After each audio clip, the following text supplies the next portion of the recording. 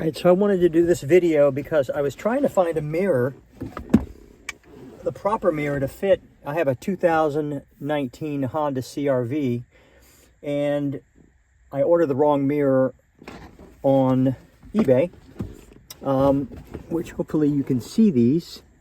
This has a longer extension, which I have, like that, and I end up getting this one, which is incorrect. Now, it depends on the cowl. You got to make sure to get the right one. Obviously, you'll take this off and then look at the type of mirror that you have, because if you get this smaller one, it's not going to fit right here in this cowl. But anyway, it's a T20 star bit that fits the mirror. And all you're going to do is loosen this screw up once you get this cowl off, and then this mirror is going to slide onto here. Just make sure it fits all the way down, and you're going to tighten that screw up. And then once you get that mirror in place, this cowl here goes back on.